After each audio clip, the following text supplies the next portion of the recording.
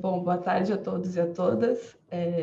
No webinar de hoje, que já é o nosso 10º, né, Norberto, de 2021, estamos recebendo justamente o professor Norberto Martins, que além de coordenador desse seminário de pesquisa, é professor do Instituto de Economia da FJ, faz parte do corpo docente do PPGE, é coordenador do projeto Observatório do Sistema Financeiro e pesquisador do Grupo de Economia do Setor Público. Hoje, Norberto vai falar do trabalho intitulado Crédito Corporativo de Longo Prazo no Brasil, do BNDES e a Intermediação Privada, elaborado em coautoria com o professor Hernani Torres e com o Luiz Macaíba. Então, Norberto. O ponto de partida aqui depois de muito tempo sem apresentar um trabalho em si, fazendo coisas administrativas e tudo mais, trazer para vocês um trabalho que a gente desenvolveu esse ano, em conjunto eu, o professor Hernani Torres e o Luiz Macaíba, um trabalho que foi encomendado pelo Instituto de Estudos para o Desenvolvimento Industrial. Eu vou contar um pouco a história desse trabalho para vocês, como é que a gente chegou nele, né, para poder passar aqui os principais pontos. Bom, como a Lídia falou, a discussão é sobre crédito corporativo de longo prazo no Brasil e as mudanças recentes, né, que vários dos mercados passaram aqui no Brasil, que vários elementos novos que foram trazidos ao longo da última década para tentar entender o hoje. Né? E até mais do que tentar entender o hoje, e foi mais ou menos assim que eu pensei na apresentação para a gente discutir aqui, pensar um pouco o futuro também do caso brasileiro. Tá? Qual que é a ideia aqui? A ideia aqui é trazer 3 contribuições distintas numa apresentação só. Numa delas, eu não estava presente, então eu talvez não seja nem a melhor pessoa para passar a mensagem, só que, por sorte, o Luiz Macaíba pôde participar hoje também, e ele está aqui para eventualmente dirimir alguma dúvida. Né? A primeira publicação é um estudo lá de 2012, foi produzido ali, eu acho que no final de 2010, ao longo do ano de 2011, para o IED, para discutir o mercado de títulos de dívida corporativa no Brasil, naquele momento. Né? Aí é uma avaliação, as propostas, esse texto, na academia, talvez eu não sei se ele tenha ficado tão famoso, até porque esse é um tema que normalmente não tem muita atenção na academia, né? O professor Luiz Fernando de Paula, que está aqui hoje também, já trabalhou muito com isso no passado, certamente conhece, mas eu não sei quantos de vocês efetivamente já tiveram contato com isso, mas esse foi um texto que rodou muito, influenciou muito o debate público ali da época. Ano passado, quando a gente estava discutindo as mudanças que foram trazidas pela crise do coronavírus e tudo, a gente tinha um outro projeto mais tímido, vamos dizer assim, com o IED, a gente começou a lembrar de falar, olha, já tem quase 10 anos desse elo perdido, a gente será que não seria a hora de revisitar algumas dessas coisas, algumas dessas discussões que estavam lá, e a gente foi levado a fazer esse trabalho que é o que a gente vai desenvolver hoje aqui. Ele tem 2 versões, ele tem uma versão editada e publicada pelo IED, que é financiamento de longo prazo, o avanço da intermediação privada, e tem a versão mais um diamante mais bruto, assim, que a gente quis trazer para o debate acadêmico de um jeito mais amplo, assim, e mais do que afirmar sobre o avanço da intermediação privada, entender se dá para responder positivamente a essa questão ou não. Por isso, ponto de interrogação no título da apresentação de hoje. Então, o meu roteiro aqui com vocês, gente, a ideia é fazer um debate aberto, como sempre, a ideia é que a gente possa trocar uma ideia, mas eu vou passar por alguns estágios aqui. Vou falar um pouco sobre o histórico do crédito de longo prazo no Brasil, depois trabalhar o que eles chamam, né, o que o Macaíba e o Hernani queriam dizer quando eles falavam com ela perdido, falar um pouco sobre as mudanças na década de 2010, falar sobre a agenda pregressa, né, que só foi materializada agora nos últimos anos, e sobre a crise da Covid-19, para, enfim, a gente abrir uma discussão de perspectivas para o futuro. Tá? Primeiro ponto de partida, voltando lá atrás, sem voltar muito lá atrás, situar o que você esperava do mercado financeiro, sistema financeiro brasileiro de um modo geral, mas em particular dos mercados de crédito no Brasil, ali a partir da década de 90. E por que a gente tem que voltar tão lá atrás? Porque é nos anos 90 que efetivamente o sistema financeiro brasileiro pluga naquilo que a gente convenciona chamar na literatura como sistema financeiro globalizado contemporâneo, que é um sistema centrado nos Estados Unidos e é um sistema que tem características de sistema, efetivamente, é o que entrou no lugar de Bretton Woods como uma forma reguladora, vamos dizer assim, das finanças globais.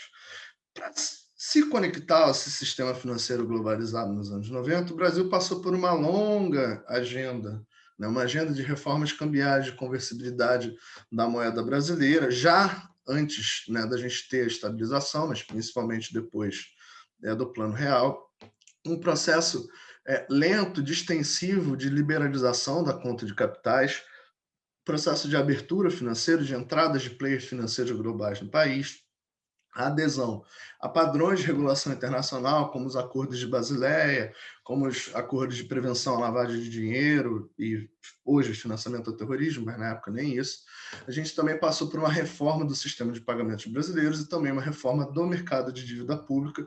Tudo isso com uma ideia por trás, né, que a gente traria capitais estrangeiros para que eles compusessem regularmente os seus portfólios de investimento com ativos denominados em reais. Aí eu não estou falando só de dívida pública, estou falando também de dívida privada, ou de ações, ou enfim, de ativos denominados em reais de modo geral. Com isso, né, com essa discussão de efeitos esperados na integração financeira, você esperava ter uma entrada de capitais e, do ponto de vista interno, né, principalmente o aprofundamento dos mercados de capitais aqui do Brasil, com uma maior eficiência, vamos dizer assim, do sistema financeiro, e uma redução dos custos de intermediação financeira, que ainda eram muito influenciados ali pela experiência de estabilização pós-real, né, que vinha com uma âncora cambial, taxa de juros muito elevadas e tudo mais. A minha ideia aqui de ir lá atrás para falar disso tudo é só para mostrar que essa expectativa, na verdade, ela não se concretizou no primeiro momento. A maior parte das mudanças que eu elenquei aqui nesse slide anterior aconteceu ali ao longo da década de 90 até mais ou menos o final da década de 90, a exceção do SPB, cuja regulamentação efetivamente aconteceu em 2002. Tá? E o que você viu naquele momento é que, na verdade, a trajetória esperada, né, para o comportamento, por exemplo, da evolução do crédito do setor privado e tudo, ela não seguiu exatamente o que se esperava. Até, enfim, o Lufa está por aí, né? O professor Fernando de Paulo tem um livro sobre isso, que é Brasil at the Crossroads, liberalização financeira. Eu vi que o Felipe também estava por aí. Ele escreveu no início do ano, lá para o blog do Observatório, 2 artiguinhos também sobre essa coisa da liberalização financeira, para quem tiver maior curiosidade, depois eu vou colocar aqui o site, mas o ponto é que você esperava que essa agenda ali atrás te entregasse algumas coisas do ponto de vista do mercado financeiro. No primeiro momento, ela não foi capaz disso, mas a partir de um processo de maior estabilidade macroeconômica ali, e da retomada de um ciclo de crescimento, você começou a ver alguma coisa acontecer, algumas placas se mexerem no mercado financeiro brasileiro. Tá? E aí, obviamente, isso passa ali de 2004 em diante, e toda a história mais ou menos macroeconômica que você já conhece. Estou usando aqui o crédito ao setor privado como uma proxy para isso tudo, mas acho que ele sintetiza bem, né, o que a gente queria captar nesse momento. Então, a partir de 2005, você começa a ter uma expansão dos mercados de empréstimo no Brasil, efetivamente, mas ainda, no primeiro momento, concentrada no crédito às famílias, por meio dos empréstimos consignados, por meio da recuperação da Caixa Econômica Federal, após a reestruturação ali da década de 90, que finalmente veio trazer algum dinamismo de volta ao crédito imobiliário. Isso também teve um processo, né, de inclusão financeira e bancarização das pessoas que foi muito relevante, ajudando a explicar esse aumento do crédito às famílias. E o crédito corporativo, na verdade, ele se expandiu tardiamente nesse ciclo, vamos dizer assim. Ele se expandiu tardiamente, primeiro porque ele era caro, o prazo era muito curto e ele ainda era restrito a quem tinha efetivamente garantias para aportar né, a operações que eram mais seguras. Por exemplo, no crédito consignado, né, você vinculava o pagamento ao salário de um pensionista aposentado, então de um servidor público e tudo mais. Isso reduzia muito, né, os riscos, vamos dizer assim,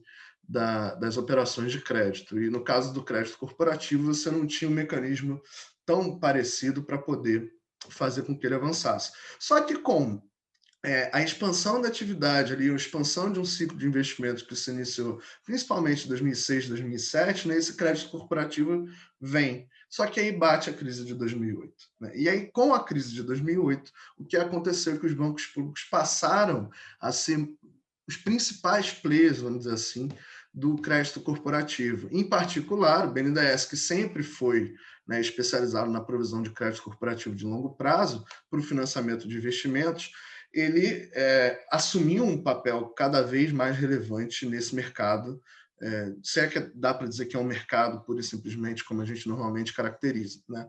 E aí, o que a gente tinha, eu estou resumindo muito, tá, gente? Se ficar alguma dúvida, vocês fiquem à vontade para perguntar depois. O que a gente tinha ali no debate no final da década de 2000 era um debate muito interessante, era um debate que a gente via aquele ciclo de investimentos, a crise de 2008 bateu, mas por meio da intervenção via bancos públicos, você conseguiu sustentar aquele ciclo de expansão do investimento e estava ali o investimento batendo na casa de 21%, 22% do PIB, com uma discussão de tipo, bom, e se a taxa de investimento for a 25% do PIB? Será que o BNDES sozinho dá conta de financiar esses investimentos como um todo? Ele dá conta de prover esse financiamento necessário? E é interessante a gente ver que, de fato, esse aqui é um gráfico produzido pelo próprio pessoal do BNDES, que, de fato, você tinha um certo mix ali de funding, que, na média, 50% dos investimentos era financiado com recursos próprios, né? O BNDES respondia por outros 25%, e os outros 25% se davam por captação via mercado, mas principalmente por captações externas, né? Não captações no mercado brasileiro. O que acontece ali ao longo desse período é que, com a crise de 2008, 2009, o BNDES passa crescentemente a assumir uma parcela maior desse financiamento do investimento de longo prazo. Obviamente, 2009 é um outlier, que foi o ano de crise, efetivamente, mas em que você tinha um novo mix, um mix que era um terço, um terço, um terço, aqui ainda com predomínio muito grande das captações externas. Tá? Então, a pergunta que se colocava ali na década de 2000 era, a primeira delas era, bom, beleza, se o BNDES tiver que continuar a financiar esses investimentos para a gente chegar a uma taxa de investimento de 25% do PIB, será que o funding do banco é sustentável? Como é que o banco está sujeito às regulações de Basileia, o banco está sujeito a vários padrões ali, e a adoção de vários colchões de segurança que ele tem que lidar regulatoriamente.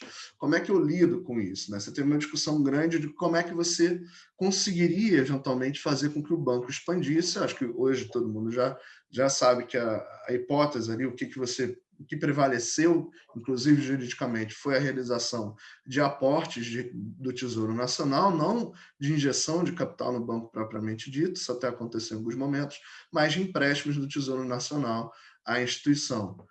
Mas naquela época isso não era uma coisa dada, mas essa foi a saída que foi dada naquele momento e o banco realmente expandiu de tamanho de uma forma muito significativa. Outro ponto, outra pergunta que se colocava ali naquele momento era qual o papel do mercado de capitais no financiamento dos investimentos, uma vez que a gente, né, tinha um terço aí de captação via mercado, mas boa parte dessa captação via mercado se dava nos mercados externos. Em 2010 também tem alguma coisa de outlier aí, tem alguma coisa de particular, especialmente por operações da Petrobras e tudo mais. Então, discutir-se qual que seria esse papel. E não só qual o papel, mas quais os instrumentos que iriam servir a esse propósito. E nesse contexto, não só quais instrumentos, mas qual o mix ideal de instrumentos de financiamento que você poderia ter. Será que era 50% lucro retido, 25% BNDES, 25% mercado? Ou um terço para cada um e um peso maior do mercado de capitais doméstico? Esse era o ponto da discussão efetivamente ali. Mas, de qualquer forma, o que você tinha claro naquele momento é que o BNDES sim ia continuar a desempenhar um papel de líder nesse mercado de crédito corporativo de longo prazo e o mercado de capitais teria um papel complementar nessa história.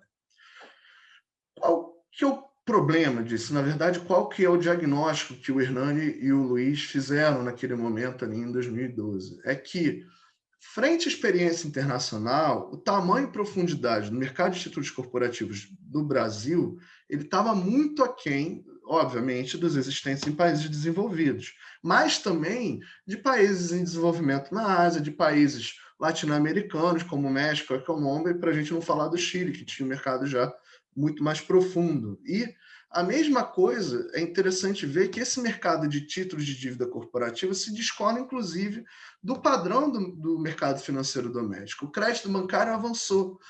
As bolsas de valores, a Bolsa de Valor, em particular, né, aqui no Brasil a gente só tem uma, registrou um volume de operações, de captações, de abertura de capital que foi muito significativo. E mesmo títulos de cessão de crédito e securitização atravessaram um boom de crescimento ali nos últimos anos da década. Só que o mercado de títulos corporativos ficou minguado. Na verdade, ele nunca se desenvolveu como você esperava. Né? A gente ainda era estagiário na época, o Luiz Fernando é que coordenava essa parte do projeto BNDES, e eu era da parte de ações, o Lúcio era da parte de mercado de títulos de dívida corporativa. Aí, só um parênteses, tá, gente? Quando eu estou falando de títulos de dívida corporativa, aqui eu estou falando basicamente de debêntures, tá? Mas tem notas promissórias também, tem outras coisas, mas o foco aqui são os debêntures, efetivamente. E aí eu lembro do Lúcio comentando nas reuniões assim, os dados, assim, tipo, olha, o mercado cresceu. Só que ele cresceu de um jeito muito particular. O que cresceu do mercado de dívida corporativa naquele momento eram operações de triangulação de recursos para as instituições financeiras por meio de empresas de leasing, vinculadas a essas instituições. Você não tinha, na época, um instrumento jurídico de captação de longo prazo no Brasil, depois você desenvolveu as letras financeiras, e naquele momento, para obter um funding mais longo, o que as instituições financeiras faziam era usar essas empresas de leasing para captar via debêntures, e aí triangulava com a tesouraria com os fundos próprios para esse recurso voltar para os bancos. Né? E aí, o ponto central é que esse mercado de dívida corporativa acabou sendo o elo perdido ali, não a coisa da série, da TV, mas efetivamente o ponto em que se desconectou, né, do desenvolvimento de todo o resto do mercado financeiro brasileiro ali naquele momento. E você atribuir esse diagnóstico a várias coisas, a entraves regulatórios, a baixa liquidez e curto prazo dos papéis, a competição do mercado de dívida pública. Você sempre tem uma discussão, né, no mercado de capitais, se esse mercado de dívida pública ele complementa ou concorre com o mercado de títulos privados. Nesse momento prevalecia essa visão de que essa visão não, mas o fato de que o mercado de dívida pública era mais concorrente do que complementar, e inclusive fatores macroeconômicos. E, nesse contexto, o que se colocou foi, vamos então remover os entraves que a gente acha que a gente consegue remover. Isso aconteceu basicamente por 3 elementos principais. A primeira coisa foi que o nosso regulador do mercado de valores imobiliários, Comissão de Valores Imobiliários, a CVM, criou uma forma mais célere, mais amigável para a emissão de debêntures, no primeiro momento, de debêntures e alguns outros títulos, tá? Em que facilitavam o processo de captação das companhias. A gente pode discutir com mais detalhe isso depois, mas de forma bem resumida é isso. Né? Então, você permitiu que as companhias tivessem um nível de exigência regulatória muito menor, com a contrapartida de que essas debêntures só poderiam ser ofertadas para os investidores que você considerava qualificados, ou seja, investidores como fundos investidores institucionais, como fundos de investimento, instituições financeiras ou pessoas que tenham muito dinheiro e, portanto, algum assessoramento financeiro por trás. Você criou também ali no início da década de 2010 como uma forma de estimular esse mercado de debêntures, por meio da lei número 12.431, um incentivo tributário para quem adquirisse essas debêntures. Qual que era a ideia ali? Primeiro, essas debêntures incentivadas elas tinham que estar vinculadas ao financiamento de projetos de investimento, efetivamente. A gente vai ver alguns dados sobre isso mais para frente. Segundo, essas debêntures elas tinham, no primeiro momento, um alinhamento tributário com os títulos públicos federais para investidores estrangeiros. Você tinha essa discrepância, você cobrava IR sobre títulos privados, mas não cobrava IR sobre títulos públicos, desde 2004, se não me falha a memória. Então, você criava essa diferença de incentivo para um gringo vir aqui efetivamente comprar uma debênture. E você teve um terceiro elemento que também tinha a ideia de expandir a base de investidores desse instrumento, que era a isenção completa de imposto de renda para a pessoa física. Não sei se vocês já investiram no mercado de capitais ou tudo, mas quem investe em títulos de renda fixa paga um imposto de renda variável conforme o prazo, né, de 15 a 22,5, se não me falha a memória, e você zerou isso do dia para a noite para essas debêntures distribuídas a pessoas físicas, tentando fazer com que você ampliasse a base de investidores, entendendo que, com a ampliação da base de investidores, você ia ter um maior dinamismo, uma maior liquidez desse mercado, né? Então, você tinha resultados esperados, assim, que essa configuração de marco regulatório trouxesse novos emissores, trouxesse novos investidores, com isso, trouxesse maior liquidez, gerando um ciclo virtuoso de expansão do mercado de debêntures. Faltou combinar só com o ambiente macroeconômico, né? Porque, primeiro, o investimento também é central para determinar essas possibilidades de financiamento, e mais do que isso, na avaliação do Hernani e do Macaíba, que o principal fator a restringir o desenvolvimento do mercado a partir desse novo arcabouço foi a persistência de taxas básicas de juros muito elevada, seja em termos nominais, seja em termos reais. E essa condição, que vinha se mantendo por muito tempo no Brasil, ela conseguiu, inclusive, sobreviver à estabilização que você verificou logo no período anterior. Tá? E só para mostrar para vocês, o que a gente está falando aqui é que, nesse marco temporal aqui, de, sei lá, 2010, 2011, né, você ainda não tinha tido uma queda de taxa de juros que foi substancial. Você, inclusive, estava no momento em que, quando o marco entrou em vigor, você esperava que iria crescer, a taxa de juros voltou a subir. Depois ela caiu, de fato, mas logo no segundo momento ela também volta a subir, como uma parte de reversão da estratégia anterior de política monetária. Então, esses primeiros anos da década de 2010, eles foram muito atribulados do ponto de vista das emissões, efetivamente. Você teve uma evolução no mercado de renda fixa e do crédito bancário em relação ao PIB, só que quando a gente olha os títulos de renda fixa, que inclusive a dívida pública, a posição de 2009, a posição de 2015, 2014 não é tão diferente. A gente olha o crédito, por outro lado, ele evolui, de fato, continuamente, ali de 2016, aqui empréstimos, tá, gente? Crédito bancário, de 30% para 54% do PIB. E boa parte dessa expansão está ligada à expansão dos recursos direcionados. Parte disso é o azulzinho aqui, que é o BNDES, como é que eu circulei o negócio errado aqui? Parte disso é esse gráfico está meio confuso, né, gente? Desculpa.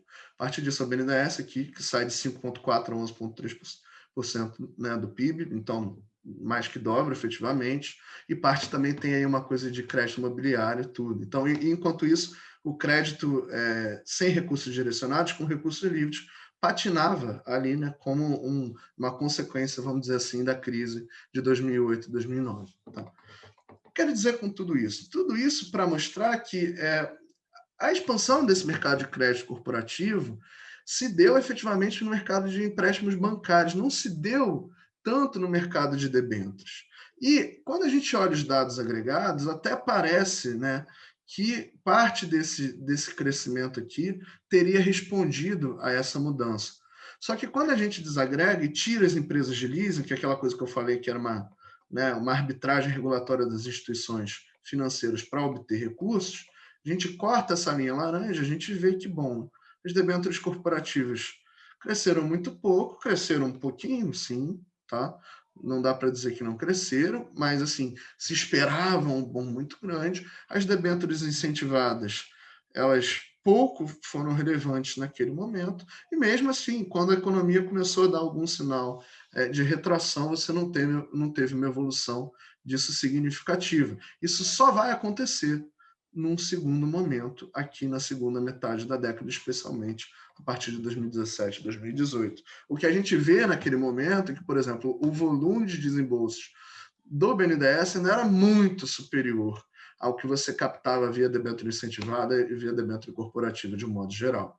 Só que essa figura, e isso daqui talvez seja o gráfico que mais impressiona, né, a gente, quando a gente vai falar dessa experiência mais recente, aqui é essa cruzada do mercado de dívida corporativa privada com o desembolso do BNDES. Obviamente que isso responde a uma espécie de novo marco regulatório, né? Mas não tanto do marco da regulação em si desse mercado de dívida, mas principalmente de um redimensionamento desse papel do BNDES. Vocês vão lembrar lá daquele documento do Temer, da Ponte para o Futuro, que segundo o Temer foi por isso, por não ter adotado a ponte para o futuro, que a Dilma teria caído, que para o Brasil o tripé de qualquer ajuste duradouro consiste na redução estrutural da despesa pública, na diminuição do custo da dívida pública e no crescimento do PIB. É difícil, às vezes, equacionar tudo isso numa equação só. Mas isso levou a uma estratégia fiscal que foi pautada pela devolução antecipada de recursos que o BNDES tinha tomado junto ao Tesouro para o Tesouro Nacional, para, vamos dizer assim, ajudar a corrigir a situação fiscal. Isso mudou na redução do subsídio implícito que você tinha para alguns financiamentos por meio desse tipo de arranjo, com a substituição da taxa de juros de longo prazo, que era uma taxa pré-fixada, fixada pelo Conselho Monetário Nacional com base em alguns parâmetros, mas que era uma taxa fora de mercado, né, e necessariamente menor do que a Selic, por uma taxa de juros de longo prazo, que é uma taxa a TLP que acompanha o movimento dos títulos públicos federais, das NTNBs, em particular, de 5 anos, que são vinculadas ao IPCA, portanto, uma taxa que flutua, que varia ao longo do tempo e que tornou o crédito do BNDES muito caro. Além disso, obviamente, a gente tem um conjunto, né, de criminalização das políticas públicas, toda aquela história de caixa preta do BNDES e tudo mais, que também contribuiu, de certa forma, nesse redimensionamento, né, do papel do banco. E, vinculado a isso, você passou também a pensar que o mercado de capitais talvez tivesse que ter um papel um pouco diferente, não só de complementar os recursos do BNDES, mas de assumir algum tipo de protagonismo. Então, em especial, protagonismo no financiamento dos investimentos privados, não só investimento de infraestrutura, mas investimento privado de um modo geral. Só que um problema dessa discussão, e é um problema central, é que a taxa de investimento, que vocês vão lembrar que a gente estava discutindo de chegar em 25% do PIB, ela sai de 21,5% para 15%, né, ao longo desse período. E é isso que está por trás um pouco de entender o que aconteceu efetivamente ali. Não dá para a gente pensar que o BNDES perdeu esse protagonismo, vamos dizer assim, no desembolso. Óbvio, parte disso tem a ver com o redimensionamento do banco, mas parte disso também tem a ver com esse ciclo, vamos dizer assim, com essa fase negativa do ciclo de investimento da economia brasileira. E, por acaso, também é nesse momento em que, pela primeira vez, você tem uma redução substancial da taxa de juros brasileira para padrões um pouco mais alinhados com os nossos pares internacionais. Tá? Então, esses dois fatores, por um lado, a taxa de juros cai muito, por outro lado, a taxa de investimento também cai. E o que acontece nesse processo é que você começa a ter mudanças mais substanciais nesse mix entre dívida corporativa privada, principalmente debêntures, e esses desembolsos do BNDES. As captações, as emissões de debêntures passam a ser muito relevantes ao longo desse período, passa a superar, inclusive, quanto o BNDES desembolsava, mas a gente tem que ter em mente também que a destinação de recursos dessas captações ela se dava basicamente para o refinanciamento de dívida, né?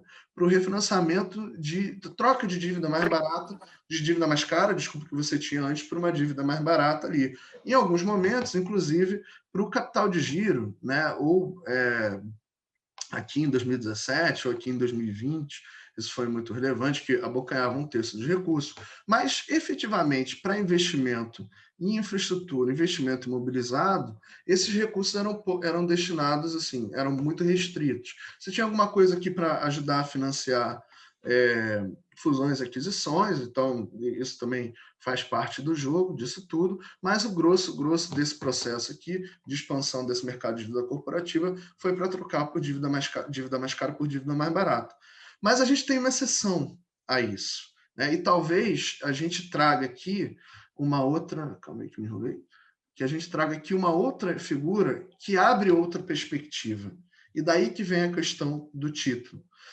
Quando a gente olha no mercado de debêntures incentivadas, e a gente começa a ver ele se aproximar, tudo bem que 2020 não é um ótimo ano, mas esse ano, por exemplo, em 2021, a gente já superou as emissões de 2020, agora em julho, o que você tem é essa boquinha de jacaré fechando aqui entre BNDES e debêntures de infraestrutura. E nesse caso, sim, as debêntures incentivadas se destinam ao financiamento de investimentos, né? Obviamente, ano passado a gente teve uma coisa um pouquinho fora da curva, você aproveitou a janela de oportunidade para fazer alguns refinanciamentos de passivo, mas o volume de operações foi muito restrito. Uma ponto aqui é mostrar que, quando a gente fala, bom, será que a intermediação privada está avançando? Eu acho que talvez o melhor jeito de olhar para isso seja esse mercado de debêntures incentivadas, ainda que mais restrito que o mercado de debêntures ampla, e aqui a gente já está descontando o leasing, não está colocando o leasing para dentro, é importante mencionar isso. É isso que a gente tem que pensar. E quando a gente olha, esse é um outro dado do pessoal lá do SEMEC, da FIP, sobre a captação, né, dos agentes e tudo. Quando a gente olha esse gráfico, também parece que é uma coisa assim, né? Algo mudou aqui, efetivamente, né? A gente sai aqui em 2019, em 2018, com um volume de captações muito significativo. Em 2018, o crédito bancário com recursos livres ainda rivalizava aqui com o mercado de capitais. Em 2019, o mercado de títulos de dívida capta o dobro do crédito bancário com recursos livres. E o BNDES, que é o verdinho, está aqui, ó, sempre negativo, que tem a ver com o redimensionamento do banco ali naquele momento. Então, é interessante ver que realmente parece que alguma coisa daquela agenda lá do início de 2010, que num primeiro momento foi frustrada, na verdade tinha ficado adormecido. E quando você teve uma queda de taxa de juros e alguma condição para as empresas refinanciarem seus passivos, parece que a coisa acordou de certa forma, né? E é possível. Aí tem uma pergunta, assim, que é uma pergunta para a gente debater aqui, efetivamente, quando estiver conversando. Será que é possível a gente afirmar que esse mercado de capitais e os títulos de dívida corporativa efetivamente assumiram o papel de protagonista no financiamento das empresas brasileiras, ou que, sei lá, que em breve eles vão assumir? E caso a gente responda afirmativamente essa pergunta, quais que são as implicações disso? Qual que é o mercado que vai resultar disso tudo? Será que vai ser um mercado resiliente? E aí a gente teve a crise da Covid-19, né? E o ponto, né, central aqui, eu não vou ficar recapitulando tudo o que aconteceu, acho até que eu já estou um pouco avançado aqui na hora, é que naquele momento você teve, primeiro, uma deflação de ativos que foi muito relevante e uma contração do mercado de crédito, e especialmente para pequenas e médias empresas na fase mais aguda da crise. Depois o Tesouro adotou alguns mecanismos, você viabilizou mecanismos de garantia que resolveu um pouco esse problema das pequenas e médias empresas. Mas o fato é que você começou a ter uma certa turbulência nesse mercado de ativos e que mexe muito com o preço. E mexer com preço significa também mexer com as possibilidades de emissão, com os custos de emissão das empresas. Então, aqui a gente vê um pouco o comportamento das curvas de juros, aqui tomando como referência a dívida pública, tá? E aqui as curvas de juros efetivamente das debêntures. Isso é o prêmio que as debêntures pagavam em cima da curva pública, que já estava crescendo, mas as duas coisas em geral tendem a andar um pouco junto. Então, no momento de crise, um momento assim, de turbulência no mercado financeiro, de turbulência no preço dos ativos financeiros, o custo de emissão de títulos de dívida corporativa cresce muito, né? O que coloca uma questão relevante do ponto de vista da fragilidade financeira das empresas.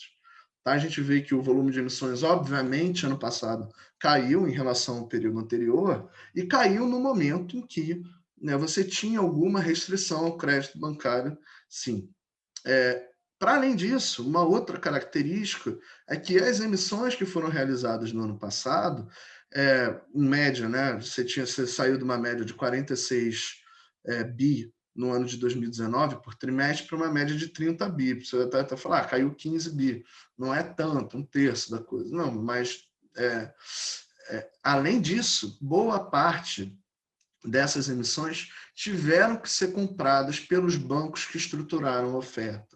Ou seja, o mercado não estava demandando esses títulos ali naquele momento, né? E isso coloca questões relevantes. Para a gente sintetizar, o que a crise da Covid mostrou, ela funcionou como uma espécie de teste de estresse, mostrando que esses mercados de longo prazo de dívida corporativa têm um comportamento procíclico muito pronunciado. Mostrou que, em determinadas circunstâncias, as taxas de juros de longo prazo elas podem não acompanhar o comportamento da Selic, por exemplo, criando uma certa segmentação que vai afetar o custo do crédito a que as empresas vão estar sujeitas. O que a gente conclui um pouco dessa experiência da Covid? Que esse modelo de financiamento de intermediação privada ele está sujeito a instabilidades e pode implicar em fragilidade para as empresas, inclusive comprometer a sustentação de certos investimentos em momentos cruciais. Outro ponto que a crise trouxe à tona, também que não dá para ignorar, é também que quando a gente pauta esse acesso ao crédito de longo prazo por meio do mercado de capitais, as pequenas e médias empresas ficam de fora da festa. Então, é muito difícil que pequenas e médias empresas emitam debêntures, emitam ações. Então, você também tem que pensar do ponto de vista da configuração desse mercado de crédito, o que você quer com isso. Né? E aí, para a gente fechar e abrir um bate-papo aqui, falar de algumas perspectivas para o futuro. Bom, sintetizando tudo, o que a gente conseguiu ver nesse trabalho? Primeiro, que esse mercado de crédito corporativo de longo prazo sofreu mudanças estruturais na última década, com a redução do peso do BNDES, encarecimento das linhas de crédito do banco e uma opção por um maior protagonismo para o mercado de capitais. Quando as taxas de juros caíram, de fato a gente teve alguma resposta no mercado de capitais, por exemplo, via demanda mesmo, né? Você passou a correr mais risco para conseguir ganhar um biricutico a mais do ponto de vista dos investidores. E esse processo permitiu as empresas a trocarem dívidas mais caras por mais baratos. A vinculação desse tipo de financiamento a projetos de investimento ficou restrita àquele mercado lá de debêntures incentivadas, como a gente viu. Agora, tudo isso aconteceu num cenário de anemia econômica, no contexto de baixa taxa de investimento e que foi reforçado pela crise da Covid-19, que forneceu esse primeiro teste de estresse, assim, o modelo, né? Que mostrou certas vulnerabilidades desse arranjo e limites do alcance em termos de pequena e média empresa. E aí, para não responder, para deixar a coisa bem aberta para a gente debater, eu vou colocar algumas perguntas, né? E eu não vou oferecer respostas para todas aqui, eu vou deixar para a parte do debate. Eu acho que quando a gente pensa no futuro, no mercado de crédito corporativo de longo prazo no Brasil, a gente tem algumas perguntas para fazer. A primeira delas, que eu acho que é a mais fundamental, é se a gente pode pensar que esse arranjo via mercado de capitais ele é uma fonte perene, estável de recursos para financiar investimentos de longo prazo, e não só para trocar dívida cara por dívida barata. Tá? Segundo, nesse arranjo, quais mecanismos ou políticas que o Estado deve adotar para poder fazer com que ele funcione? O que a gente precisa? A gente precisa, por exemplo, de um mecanismo de garantia para garantir a inclusão de pequenas e médias empresas no mercado de crédito. A gente precisa efetivamente ter um banco central atuando como um dealer de última instância no mercado de dívida corporativa privada, fazendo uma espécie de QI para estabilização de mercado. O que a gente precisa nesse caso? Agora, no Congresso, a gente tem uma proposta de revisão da legislação de debêntures incentivadas, que a gente viu que é basicamente o que deu certo na parte do financiamento de investimento.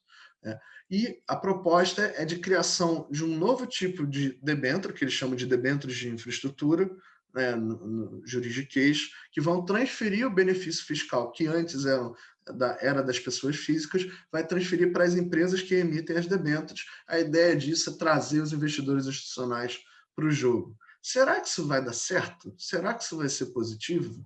Será que os investidores institucionais efetivamente vão vir? Ou você só vai acabar com o instrumento da debênture incentivada para a pessoa física, que foi importante ali em determinado momento? Mais uma coisa que também está em discussão agora, né? A regulação da oferta de valores imobiliários, as regras de emissão desses papéis. A CVM fez uma consulta que acabou de acabar e possivelmente vai publicar a nova regra, ou se até o final do ano, no início do ano que vem, alguma coisa nesse sentido. Será que como a CVM está desenhando a nova regra, vai trazer novos emissores, vai trazer mais liquidez para o mercado e tudo mais? São discussões específicas aí que, inclusive, fogem um pouco do escopo do artigo. E, por fim, eu acho que talvez é um exercício de wishful thinking, assim, mas pensasse, bom, vamos voltar lá para 2010. A gente hoje está com uma taxa de investimento de 16% do PIB. Será que se eu tiver um novo ciclo de investimentos, e aí eu abro um parênteses grande assim, eu tenho certa dificuldade de ver de onde é que viria, né, uma nova fase expansiva do investimento na economia brasileira, mas é uma questão a se discutir. Será que o mercado de capitais, nessa configuração, ele dá conta de ser o protagonista no financiamento desses investimentos? E a discussão central também tem a ver com desenho de mercado, né? Não é uma coisa de correção de falha de mercado, mas de como que você concebe esse mercado de crédito de longo prazo. Como é que a gente vai fortalecer, por exemplo, o papel do governo como agente estabilizador desse mercado ou não. E a gente foi conversar, aí só para finalizar, a gente foi conversar com alguns participantes de mercado, estruturadores, pessoal dos fundos de investimento também, e nessas conversas surgiram algumas ideias. Olha, a gente pode usar mecanismos de garantia em substituição a algumas linhas do BNDES. Mas, por exemplo, para você financiar investimentos efetivamente novos, que a gente chama de greenfield, né, a utilização de garantia para esse tipo de projeto com risco de execução muito grande não tem precedente no Brasil, e assim, poucos precedentes na experiência internacional também. O que quer dizer com isso? Né? Vamos pensar o seguinte: você vai construir uma hidrelétrica. Nesse processo de construção da hidrelétrica, os riscos com tudo que pode acontecer são muito grandes. Agora, uma vez que a hidrelétrica está lá de pé, né, e ela está operacional, funcionando, aí para o mercado privado é mais fácil, tem fluxo de receita, você vê e tudo mais. Então, os próprios agentes de mercado entendem que o BNDES continua tendo um papel relevante em projetos com esse risco de completion, que se chama no jargão, mas esse risco, né, do financiamento da parte mais pesada de investimentos, principalmente em infraestrutura, e aí cabe ao mercado de capitais suprir as empresas de recursos quando o empreendimento entrar em operação. Por que eu estou trazendo isso aqui para o final? Para entender também que quando a gente pode voltar para todas aquelas perguntas ali de 2010 agora, e pensar, bom, qual é o papel no mercado de capitais de financiamento dos investimentos? Qual é o papel do BNDES no financiamento dos investimentos? Quais instrumentos vão servir a esse propósito? E qual que é o mix ideal desses instrumentos de financiamento quando a gente está discutindo hoje, né? Eu fiz a apresentação assim, obviamente, para a gente ter alguma interação, fazer algum debate. Eu paro por aqui, vou abrir para vocês, mas antes disso eu vou aproveitar a oportunidade para falar duas coisinhas. Primeiro, aqui está o site do Observatório do Sistema Financeiro, para quem tiver maior curiosidade, o estudo está disponível lá, foi uma parceria aqui que a gente fez com o IED, tá? E aproveitar para fazer um jabá aqui também do quinta-feira, a gente vai voltar com um programa que a gente tinha lá no canal do IED no YouTube, o Sistema Financeiro em Debate. Essa primeira discussão de quinta-feira às 7 da noite vai ser sobre juros baixos e fintechs. Será que eles ameaçam os bancos brasileiros? A gente vai reportar um pouco da pesquisa e aí num clima mais descontraído tudo, para a gente poder debater essas questões. Tá? Depois eu deixo para o final para a gente falar um pouquinho dos próximos seminários. No dia 6, a gente vai ter o Márcio Gimene, no dia 13, a Fernanda Cardoso, no dia 20, na ESMAS, aí a gente fala sobre isso no final. Obrigado, gente.